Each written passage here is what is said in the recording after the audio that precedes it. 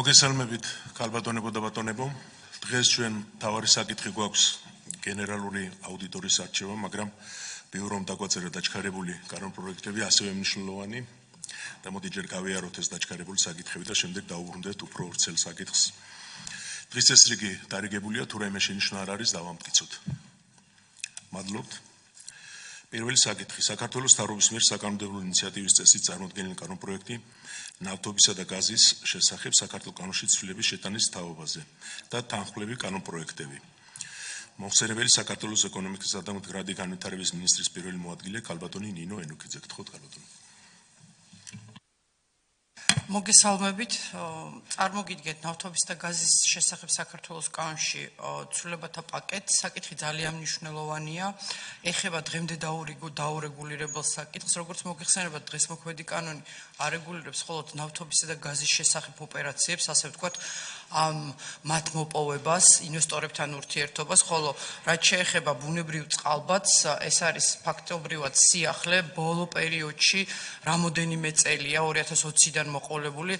ამ მიმართულებით წამყვანი ქვეყნები ამუშავებენ ამ საკითხს, ისეთები როგორებიც არიან მაგალითად ავსტრალია, ევროპაში მიღებული იქნა შესაბამისი დირექტივები, საკანონმდებლო დონეზე დარეგულირდა ბუნებრივი წყალბადის საკითხი, ხოლო საქართველოში კანონმდებლობა ამ საკითხს არ იცნობს. აქედან გამომდინარე, მთავრობის ინიციატივაა, რომ დავარეგულიროთ ეს თემა და ნავთობთან და გაზთან ერთად შესაძლებელი გახდეს, რომ გავცეთ ბუნებრივ წყალბადზეც მის მოპოვებაზე ლიცენზიები. საკითხის დღეს როგორც მოგეხსენებათ, ყავს ამ მიმართულებით ბევრი ინვესტორი, რომელიც ოპერირებს ქვეყანაში.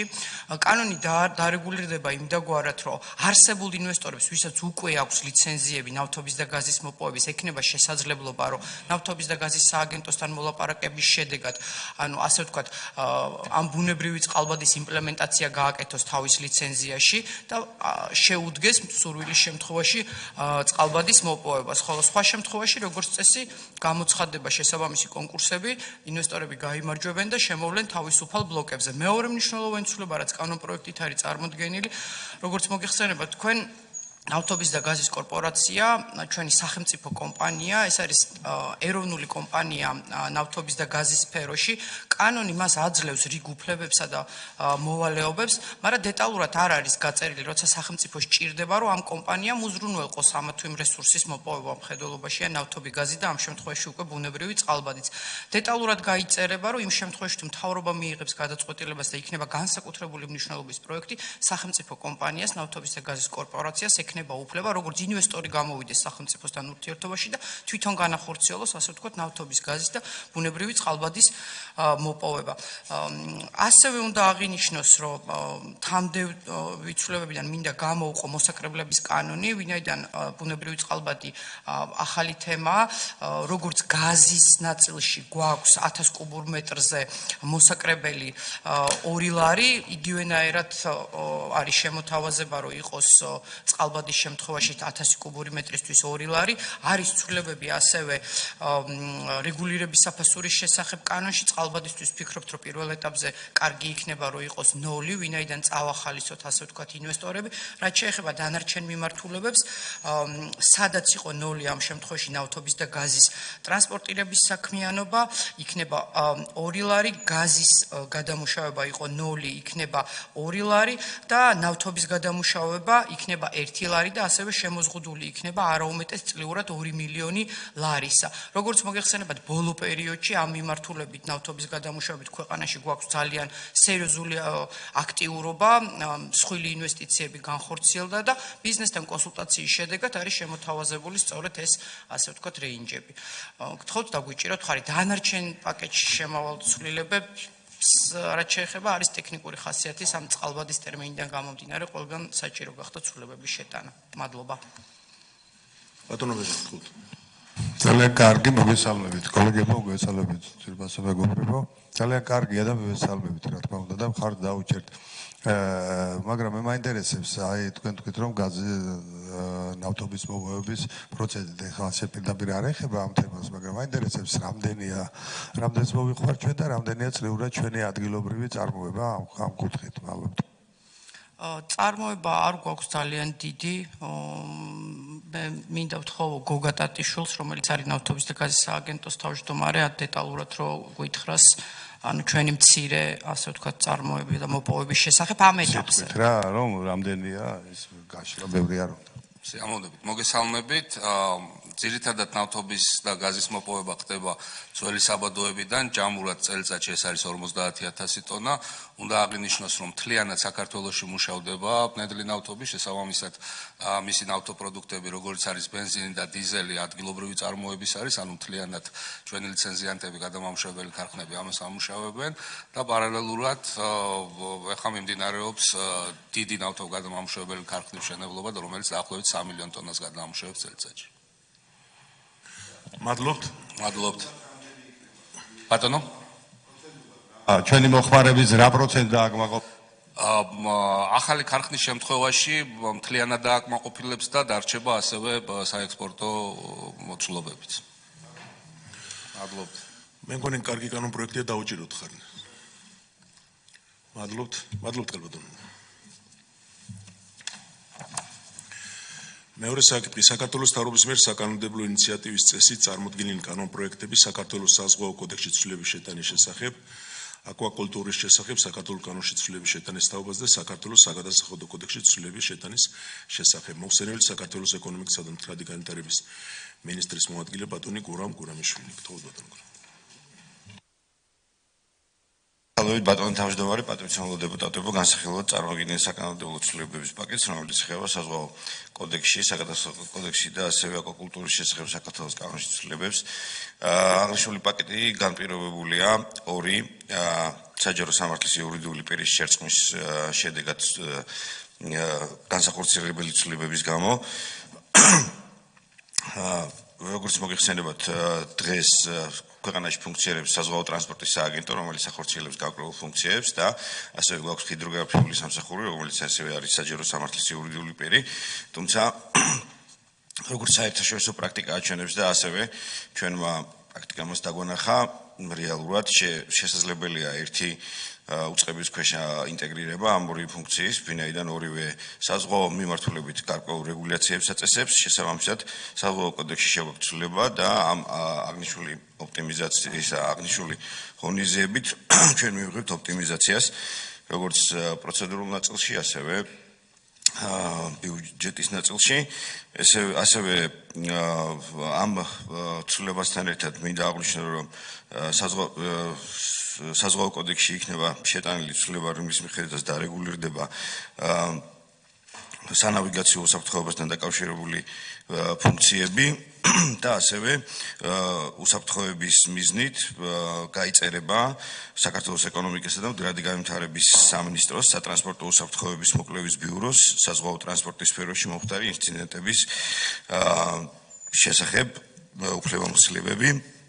რაც შეეხება აკვაკულტურის შესახებ საქართველოს კანონში ცვლილების შეტანას, აქაც ტერმინი უფრო დასახელება არის შეცვლილი, ის უწყება, რომელიც აკვაკულტურის შესახებ იყო განსაზღვრული საზღვაო ჰიდროგრაფიულ სამსახურის მხრიდან მის ნაცვლად ჩაიწერება საზღვაო ტრანსპორტის სააგენტო, რაც შეეხება საგადასახადო კოდექსის ცვლილების პროექტს, ასევე საქართველოს საგადასახადო კოდექსის 172 მუხლის მეოთხე ნაწილის შექმნე პუნქტში მიეთითება, რომ ნაცვლად ჰიდროგრაფიული სამსახურისა ეს ფუნქცია ექნება საზღვაო ტრანსპორტის სააგენტოს. თქო, ხარდაჭერას ვფიქრობთ, რომ მნიშვნელოვანია ეს კანონპროექტი, ვინაიდან ეხება სახელმწიფო სტრუქტურების ოპტიმიზაციას. შეკითხვები ხომ არ არის, მე მგონი გასაგებია ყველაფერი. კარგით, დავაკენოთ კენჭისყრას და ვინ არის მომხრე? ყველანი მხარს უჭერთ. დიდი მადლობა. დიდი მადლობა. მადლობა. და ბოლო კანონპროექტი აქ ჩვენ ვართ წამყვანი საქართველოს პარლამენტის წევრების არჩილ გორდულაძის, თორნიკე ჭეიშვილის, დავით მათიკაშვილის, თენგიზ შარმანაშვილის, გურამ მაჭარაშვილის, ალექსანდრე ტაპატაძის, რატი იონათამიშვილის, აკაკი ალადაშვილისა და ალუდა ხუდუშაურის მიერ საკანონმდებლო ინიციატივის წესით წარმოდგენილი კანონპროექტი გრანტების შესახებ საქართველოს კანონში ცვლილების შეტანის თაობაზე. მოხსენებელი პარლამენტის წევრი ბატონი თორნიკე ჭეიშვილი. გთხოვთ ბატონო თორნიკე. როგორც მოგეხსენებათ, დღეს ჩვენ ვიხილავთ მეორე მოსმენით თუ მე მგონი შეხსენება არ დაგჭირდება, იმიტომ რომ გუშინ წინ მქონდა ეს კომიტეტზე, გუშინ სესიაზე გავიდა და თუ არ გჭირდება, მაშინ გადავიდეთ პირდაპირ პროცედურებზე. მოგესალმებით ბატონო პაატა, მივესალმები ვაცემულ კოლეგებს, ასევე დამწყერ საზოგადოებას. კი ბატონო, შინაარსი შეიძლება ითქვას, რომ ამ კანონპროექტთან დაკავშირებით ყველასთვის არის ცხადი. ეს არის ერთი მხრივ საგამონაკლისო რეჟიმის დაწესება, რომელიც გულისხმობს მთავრობის, თანხმობის, სამართლებრივი რეჟიმისაგან გარკვეული პროგრამების გათავისუფლებას და მეორე მხრივ ასევე დამაზუსტებელი ცვლილებები შესაბამისი რედაქციების გასწორება გრანტების ცნებასთან, გრანტის მიმღებ სუბიექტების წრესთან მიმართებით და ასე რომ შეგვიძლია პირდაპირ გადავიდეთ მუხლობრივ განხილვაზე, როგორც ამას ითვალისწინებს მეორე მოსმენა. კი ბატონო. მუხლი პირველი, პუნქტი პირველი. პირველი ზოგადად მე შენიშვნის სახით ვიტყვი ბატონ პაატა, რომ პირველი მოსმენის შემდეგ რა, ესე იგი რედაქციითაც ეყარა კენჭი კანონპროექტს, ამის შემდეგ არ ყოფილა ცვლილებები, შესაბამისად დამატებით ცვლილებები მასში არ განხორციელებულა არც მეორე მოსმენის. კი ბატონო თორნიკე, მაშინ თქვენ აღარ შეგეკითხებით, მე ჩამოვთვლი პუნქტებზე, თუ კოლეგებს აქვთ რაიმე შენიშვნა, გვეტყვი. მუხლი პირველი, პუნქტი პირველი. პუნქტი 2. პუნქტი 3. პუნქტი 4. პუნქტი 5, პუნქტი 6, პუნქტი 7, მუხლი 2 ამოქმედების ვადა. ასევე უცვლელად ახალ წარმოქმნილი. კარგით. მაშინ დაუჭიროთ ხარი. მადლობთ ბატონო. და გადავედით ბოლო ჩვენთვის მნიშვნელოვან საკითხზე. როგორც მოგეხსენებათ, საქართველოს პარლამენტის თავმჯდომარემ საქართველოს კონსტიტუციის 79 მუხლის მეორე პუნქტი სახელმწიფო აუდიტის სამსახურის შესახებ საქართველოს ორგანული კანონის მე-9 მუხლის პირველი პუნქტისა და საქართველოს რეგლამენტის მე-18 მუხლისა და 204 მუხლის შესაბამისად სახელმწიფო აუდიტის სამსახურის გენერალური აუდიტორის თანამდებობაზე ასარჩევად წარმოადგინა ბატონი გიორგი კაპიტაშვილის კანდიდატურა. საქართველოს პარლამენტის ბიუროს 9 ივნისის გადაწყვეტილებით კი საფინანსო საბიუჯეტო კომიტეტს დაევალა განიხილოს გიორგი კაპიტაშვილის კანდიდატურა და საკუთარი დასკვნა წარუდგინოს ბიუროს. ტრადიციულად, როდესაც ასეთ ღონისძიებას ვატარებთ, მე დარიგებული არის, მაგრამ ჩვენ საზოგადოებაც გვისმენს, წავიკითხა ბიოგრაფიას, შემდეგ ვთხოვთ ბატონ გიორგის, რომ თავისი მოსაზრებები გამოთქვას მომავალ სამსახურთან დაკავშირებით და შემდეგ კითხვები თუ იქნება და ალბათ იქნება, დავსვათ შეკითხვები. გაგაცნობთ ბატონო გიორგის ბიოგრაფიას. გიორგი კაპიტაშვილი დაიბადა 1982 წელს, 2004 წელს დაამთავრა თბილისის სახელმწიფო უნივერსიტეტის იურიდიული ფაკულტეტი. სამუშაო გამოცდილება: საქართველოს გენერალური პროკურორი 24-25 წლები, საქართველოს გენერალური პროკურორის მოადგილე, საქართველოს მთავარი პროკურორის მოადგილე, საქართველოს ფინანსთა სამინისტროს საგამოძიებო სამსახურის საგამოძიებო დეპარტამენტის უფროსი, შიდა ქართლისა და მცხეთა-თიანეთის საოლქო პროკურორის შინაგან საქმეთა სამინისტროს ორგანოებში გამოძიების საპროცესო ხელმძღვანელობის განყოფილების უფროსი, გორის რაიონული პროკურატურის პროკურორი, შიდა ქართლისა და მცხეთა-თიანეთის საოლქო პროკურატურის შინაგან საქმეთა სამინისტროს ორგანოებში გამოძიების საპროცესო ხელმძღვანელობის განყოფილების უფროსი, შიდა ქართლისა და მცხეთა-თიანეთის საოლქო პროკურატურის შინაგან საქმეთა სამინისტროს ორგანოებში გამოძიების საპროცესო ხელმძღვანელობის განყოფილების პროკურორი, შიდა ქართლისა და მცხეთა-თიანეთის საოლქო პროკურატურის მცხეთა-თიანეთის საოლქო პროკურატურისა და თბილისის პროკურატურის სტაჟიორი, ყავს მეუღლე და 2 შვილი.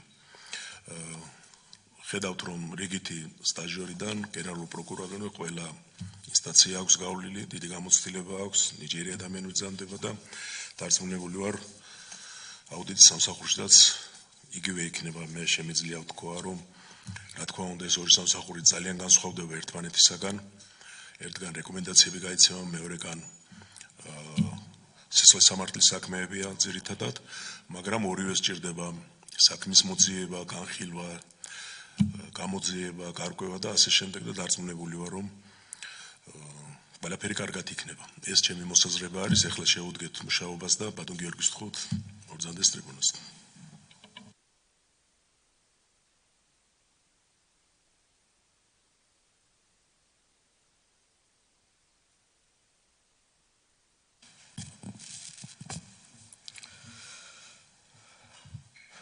მოგესალმებით პატივცემულო პარლამენტის წევრებო.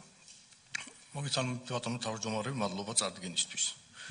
ჩემთვის პატივია წარდგე დღეს თქვენს წინაშე როგორც საქართველოს გენერალური აუდიტორის თანამდებობაზე წარმოდგენილი კანდიდატი. დასაწყისისთვის მსურს მადლობა გადავუხადო პარლამენტის თავმჯდომარეს ბატონ შალვა პაპუაშვილს ჩემი კანდიდატურის წარმოდგენისთვის. ამას არაპირად შესაძლებლობად არამედ თითოეული თქვენგანისგან და მთლიანად საზოგადოებისგან ისეთ ნდობა დაგვიქვამ, რომელიც მოითხოვს უდიდეს პასუხისმგებლობას. პატიოსნებასა და საჯარო სამსახურის მიმართ ჩემს ურყევ ერთგულებას. ასევე მინდა წარმატებები ვუსურვო ბატონ ცოდნე ყავლაშვილს, რომელიც მაღალი დონის პროფესიონალია. ჩემი კანდიდატურა ეფუძნება საჯარო სამსახურში თითქმის 20 წლის გამოცდილებას რიგითი პროკურორობიდან გენერალურ პროკურორობამდე. იმსახურე უწყებაში, რომელშიც მუშაობენ მაღალი პროფესიონალიზმის მქონე ადამიანები, ვამაყობ პროკურატურაში გატარებული თითოეული დღით, პროკურატურის თითოეული თანამშრომლით და ამ ტრიბუნიდანაც მინდა მათ მადლობა გადავუხადო. გაგიზიარებთ ჩემს ძირითად სტრატეგიულ ხედვებს სახელმწიფო აუდიტის სამსახურთან დაკავშირებით. სახელმწიფო აუდიტის სამსახურის მანდატი გათვალისწინებულია საქართველოს კონსტიტუციით, რომელსაც ეკისრება საჯარო რესურსების გამჭვირვალე და კანონიერი გამოყენების ხელშეწყობა. მისი მანდატი არ არის მხოლოდ სახელმწიფო ხარჯებში დარღვევების გამოვლენა. მას როგორც პროაქტიულ ძალას ეკისრება ვალდებულება იმოქმედოს როგორც ქვეყნის ფისკალური დისციპლინის დამცველმა, უზრუნველყოს ეფექტიანი მმართველობის ხელშეწყობა და საჯარო სექტორში ღირებულებებზე ორიენტირებული გადაწყვეტილებების მიღება. ვაცნობიერებ გენერალური აუდიტორის როლს, რომელიც მოქმედებს აღმასრულებელი და პოლიტიკური გავლენებისგან დამოუკიდებლად. ეს თანამდებობა არ არის სიმბოლური და ამ თანამდებობაზე საქმიანობა დემოკრატიული ანგარიშვალდებულების და ფინანსური დისციპლინის მნიშვნელოვან წინაპირობას წარმოადგენს. ჩემი კანდიდატურის დამტკიცების შემთხვევაში მე როგორც გენერალური აუდიტორი ვიზრუნებ შემდგომ ინსტიტუციურ განვითარებაზე. ვიღებ ვალდებულებას დავიცვადე კიდევ უფრო გავაძლიერო სახელმწიფო აუდიტის სამსახურის ძირითადი პრინციპები: ობიექტურობა, დამოუკიდებლობა, საჯაროობა და პროფესიონალიზმი. მინდა გამოყო სახელმწიფო აუდიტის სამსახურის ის სტრატეგიული მიმართულება, რომელიც პრიორიტეტად წარმომიდგენია.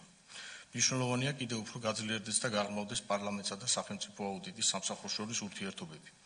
მოგეხსენებათ, პარლამენტი სახელმწიფო აუდიტის სამსახურის კონსტიტუციური პარტნიორია, სადაც აუდიტის სამსახური უზრუნველყოფს პარლამენტის მიერ საჯარო სახსრების მართვის კონტროლს.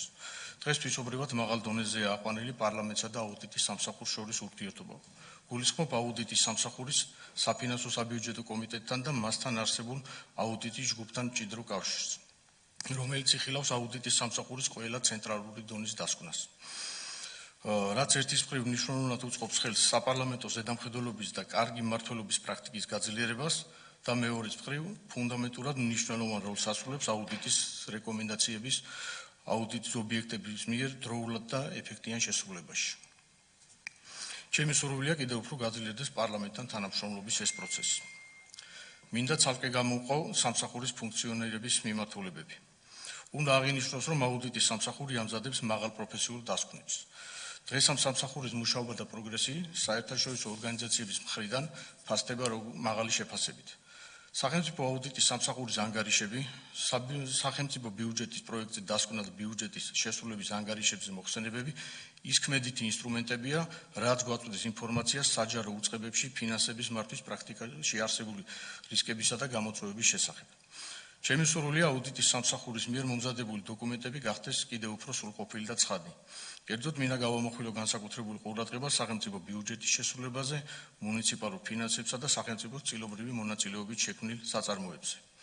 როგორც თქვენთვის ცნობილია, სამსახურს აქვს 2023-27 წლების სტრატეგია, რომელიც სრულად პასუხობს უმაღლესი აუდიტორული ორგანიზაციებისათვის განსაზღვრულ ფუძემდებელ პრინციპებს. შესაბამისად, ამ სტრატეგიით განსაზღვრული მიზნების შესრულება აუცილებლად გაგრძელდება. ასევე ვფიქრობ, რომ 2025 წლის გეგმა, რომელიც მოიცავს ფინანსურ აუდიტს, უწყებათა შორისი შესაბამისობის აუდიტს და თემატური შესაბამისობის აუდიტს, არის საკმაოდ ყოვლისმომცველი, დატვირთული და რა თქმა უნდა წლის ბოლომდე უნდა იქნეს შესრულებული. აუდიტის სამსახურის ეფექტიანობის უფრო მეტად გაზრდის უზრუნველსაყოფად, ვფიქრობ, ძალიან მნიშვნელოვანი იქნება აუდიტორული საქმიანობის შედეგად გაცემული რეკომენდაციების შესრულების მონიტორინგის პროცესის გაუმჯობესება. ასევე სამსახურის ეფექტიანობისთვის მნიშვნელოვნად მიმაჩნია საინფორმაციო ტექნოლოგიური სისტემების გაძლიერება და თანამშრომელთა პროფესიული განვითარების მუდმივი უზრუნველყოფა. პატივცემულო პარლამენტის წევრებო, მინდა ვისაუბრო არა მხოლოდ პასუხისმგებლობაზე, არამედ შესაძლებლობებზეც. ჩემი შეფასებით სახელმწიფო აუდიტის სამსახური არა მხოლოდ ანგარიშებს და დასკვნებს ადგენს ან და გასცემს რეკომენდაციებს, არამედ იგი წარმოადგენს ორგანოს, რომელიც ეხმარება საქართველოს მთავრობას საჯარო ფინანსების უკეთმართვაში და საქართველოს პარლამენტს ზედამხედველობის განხორციელებაში. ასევე მჯერა, რომ სახელმწიფო აუდიტის სამსახურს შეუძლია საჯარო მმართველობის სფეროში ინოვაციებისა და თანამედროვე ტექნოლოგიების გამოყენებით გააუმჯობესოს მონაცემთა ანალიზი, ხელოვნური ინტელექტისა და რეალურ დროში მონიტორინგის ინსტრუმენტების გამოყენებით შეძლოს რისკების პრევენცია და სისტემური სისუსტეების გამოვლენა სწორი დროული და გონივრული გადაწყვეტილებების მისაღებად. ეს არის მოკლედ ის ძირითადი მიმართულებები, რაც მინდოდა სტრატეგიული ხედვის ჭრილში გამეზიარებინა თქვენთვის. მადლობთ მოსმენისთვის და კითხვების შემთხვევაში. მადლობთ ბატონო გიორგი. გადავდივართ შემდეგ პროცედურაზე შეკითხვები. ბატონო ლევან გთხოვ. დიდი მადლობა ბატონო გიორგი. პირველ რიგში რა თქმა უნდა წარმატებას გისურვებთ პასუხისმგებლო თანამდებობაზე, რომელიც ჩვენი ქვეყნისთვის ძალიან მნიშვნელოვანია და ჩვენი გაცხადებული პოზიცია ჩვენი ხელისუფლების და მით უმეტეს ჩვენი პრემიერ-მინისტრის არის ის, რომ საქართველოს სულ რამდენიმე წელიწადში უნდა მოხდეს ტოპ 3 ქვეყანაში კორუფციის სიმცირის კუთხით. ჩვენი ზედა ძალიან მაღალ პოზიციებს ვიკავებთ, ვასწრებთ კანდიდატებს ქვეყნებს, ვასწრებთ ევროკავშირის მოქმედ წევრებს, თუმცა ეს არის გაცხადებული პოზიცია და ამ სამსახურმა ამ ამოცანის შესრულებაში უნდა ითამაშოს ძალიან დიდი როლი და შესაბამისად თქვენი წვლილი უნდა იყოს ძალიან დიდი. ერთ შეკითხვა მექნება უშუალოდ საერთაშორისო ორგანიზაციებთან თანამშრომლობის კუთხით ძალიან კარგად თანამშრომლობდა ეს სამსახური და თქვენ როგორ გესახებათ, როგორ გაგრძელდება საერთაშორისო ორგანიზაციებთან თანამშრომლობა და რა სახით გესახებათ ეს ყველაფერი. მადლობა. ბატონო გიორგი, თქვენ თუ გნებავთ ჩაენიშნეთ შეკითხვები. აპირდაპირ კი ბატონო პასუხი.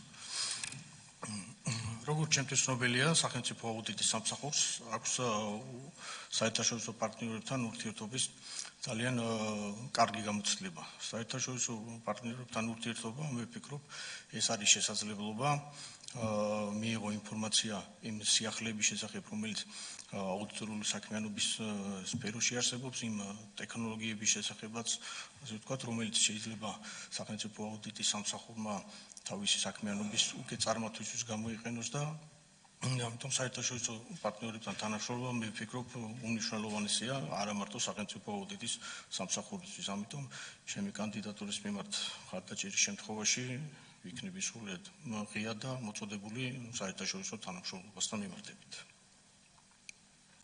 ბატონო ბეჟან. მოგესალმები ბატონო გიორგი. ნამდვილად დიდი საპასუხისმგებლო თანამდებობა. ეს ძალიან ისეთი სამსახურია, რომელსაც უდიდესი მნიშვნელობა აქვს ჩემი ქვეყნის განვითარებაში. იმიტომ რომ გამჭირვალობა და თითეული თეთრის დახარჯვა სწორი მიმართულებით, ეფექტურად ეს არის მთავარი ამოცანა ჩვენი ქვეყნისა. ჩვენი ქვეყანა, როგორც ჩემი კოლეგებმა გამოსვლაში თქვეს, ძალიან მაღალ დონეზე მიაღწია ამ კუთხით და ეს 12 წელი, რაც 13 წელი გადის, რაც ქართული ოცნების მთავრობა არის სახელმწიფო სათავეში, ძალიან მაღალ დონეზე ავედით და ძალიან მოწინავე რიგებში ვართ იმასთან მხრივ, რასაც ქვია კორუფციის დონე საქართველოში. მაგრამ როგორც დღევანდელი ხელისუფლება და დღევანდელი სტაფი ხელისუფლებისა აქ გადაწყვეტილი და ჩვენ პარლამენტმა რა თქმა უნდა უფრო მაღალ დონეზე უნდა ავიდეს ეს შედეგები და შესანიშნავ სამეურში მაინც უნდა იყოს საქართველოს სახელმწიფო, რამე თუ ეს არის მთავარი ქვეყნის მშენებლობაში, რომ პირველი კორუფცია არ უნდა იყოს ქვეყანაში. ამ გზაზე თქვენი უდიდესი გამოცდილება ძალიან წაადგება ამ სამსახურს და მე დარწმუნებული რომ ეს სამსახური კიდევ უფრო მაღალ დონეზეა თავისი შედეგებით. თუმცა შედეგები მას გასულ-წლებშიდაც არ აკლდა. ეხლა მე ასეთი კითხვა მინდა თქვენ იცით რომ თავრობის ეფექტურობის ამაღლების მიზნით როდესაც ყველა მიღებული გადაწყვეტილებები ამ დეპარტამენტის მიერ იქნება შემოწმებული, ეს არის ეფექტურობის ამაღლების დეპარტამენტი. აი თქვენ როგორ წარმოგიდგენიათ ამ სამსახურთან თქვენი სამსახურის ურთიერთობა? აი როგორი თანამშრომლებ და რა პერსპექტივები შეიძლება გქონდეს ყოველივე ამას. მე ვიცი რომ პერსპექტივები აქვს და თქვენი ხედვა ამასთან დაკავშირებით. მადლობა. კოლეგო, რადგან ასე ჩამოყალიბდით რომ კითხვა და პასუხი, მაშინ პასუხი და შემდეგ მოგცემთ სკიპადან. გთხოვთ. თვითონ ამ სამსახურის დასახელებიდან ეს რომელიც თქვენ ბრძანეთ ჩანს რომ მისი ძირითადი ფუნქცია სისტემაში შემავალი ერთეულების ეფექტურობის შემოწმება იქნება. დაახლოებით ასეთივე ფუნქცია აქვს, თუმცა ფინანსში მე რა თქმა უნდა გამოვთქვამ სრულად ყოფნას, რომ ძალიან აქტიურად ვითანამშრომლო ამ სამსახურთან და ჩვენი თანამშრომლობა იქნება წარმატებულის და ნაყოფიერიც. ალბათო რიმა გთხოვთ. მოგესალმებით ბატონო გიორგი. მე მინდა მომავალ მუშაობაში გისურვოთ წარმატებები, იმიტომ რომ ეს სამსახური როგორც აღნიშნა არის უმნიშვნელოვანესი ჩვენი ქვეყნისათვის. ეს არის სამსახური, სადაც უნდა მოხდეს საჯარო და სახელმწიფო ფინანსების სწორი და მიზნობრივი ხარჯი და თქვენ ძალიან სწორად აღნიშნეთ თქვენს ანალიზში და შეფასებაში და თქვენი მიზნები ჩვენთვის გასაგები და კიდევ ერთხელ მინდა წარმატებები გისურვო. მე მეკითხება ასეთი შეკითხვა.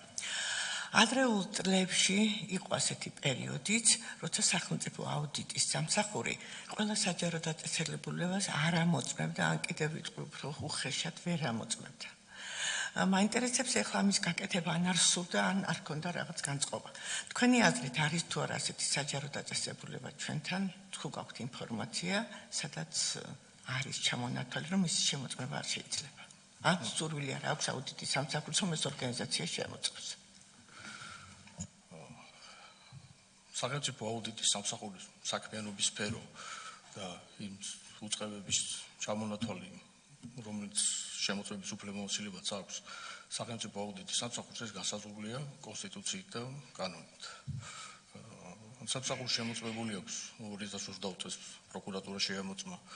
ჩემი ინფორმაციით შინაგან საქმეთა სამინისტრო, სახელმწიფო უსაფრთხოების სამსახური, იუსტიციის სამინისტროც, თავდაცვის, რა თქმა უნდა შემოწმებული იყოლება ეკონომიკური ბლოკის სამინისტროების ცალსახა.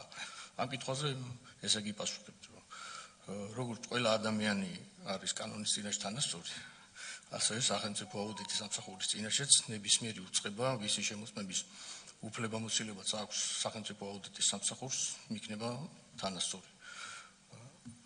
ყველა შემოწმება ჩატარდება მიუკერძოებლობის და ობიექტურობის პრინციპების დაცვით. ბატონო ირაკლი და შემდეგ ბატონო ვლადიმერ. მოგესალმებით. მე კითხვა არ მექნება, უბრალოდ მინდა რომ წარმატებები უსურვო ბატონ გიორგის. მადლობა მინდა გადაუხადო იმ ძალიან ეფექტიანი სამუშაოსთვის, რაც მას გაწეული აქვს საქართველოს პროკურატურაში მუშაობის პერიოდში.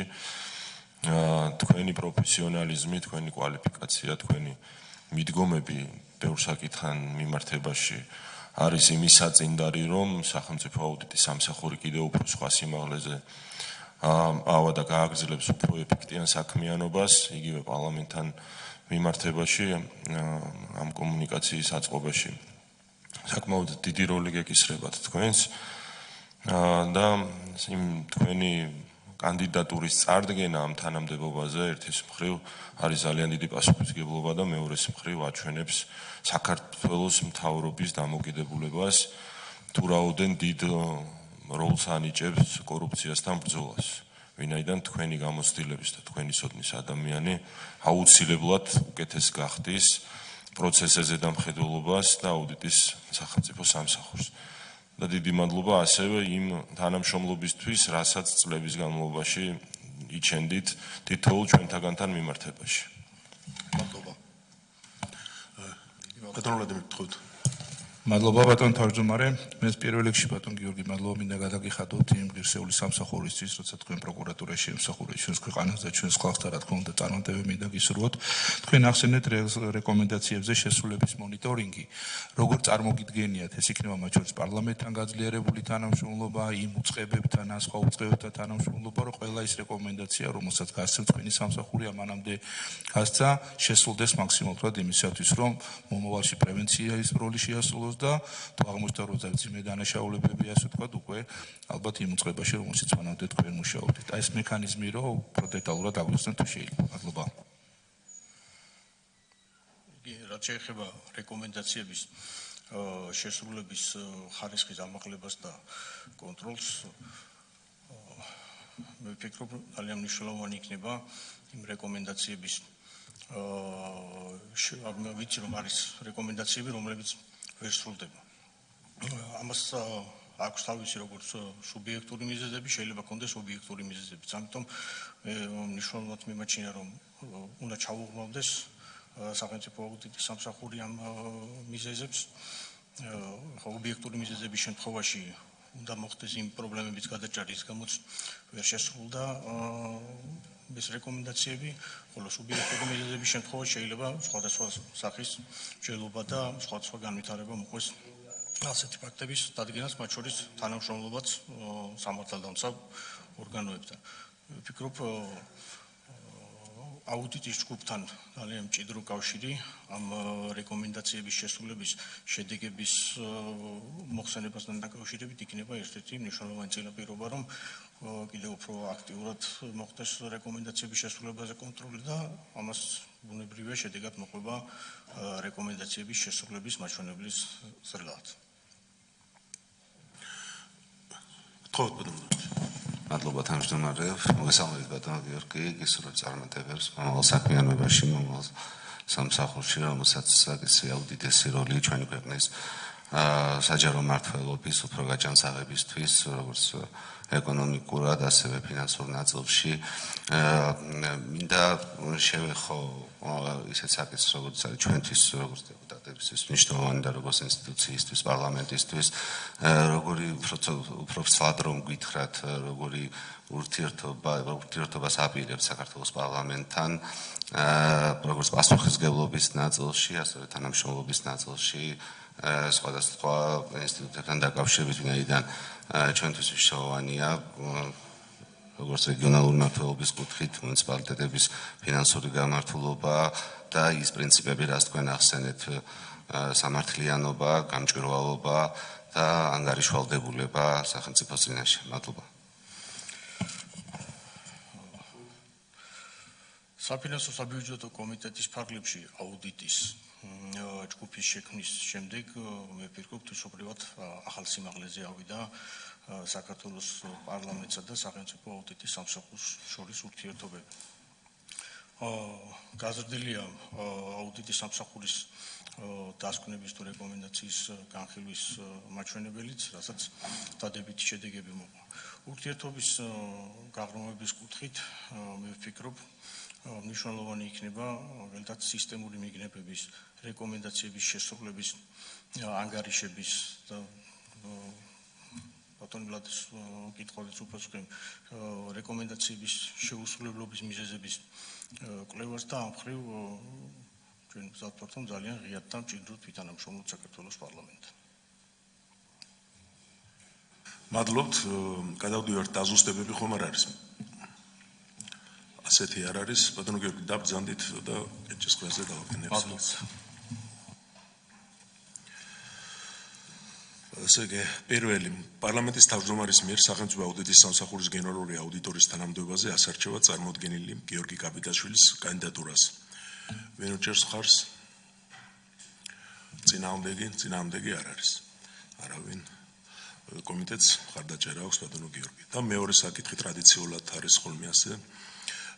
ვინ არის მოხრე პარლამენტის პლენარულ სხდომაზე აღნიშნული საკითხზე კენჭისყრა მოხდეს წარმოდგენილი კანდიდატურის მოსმენისა და განხილვის გარეშე. გთხოვთ.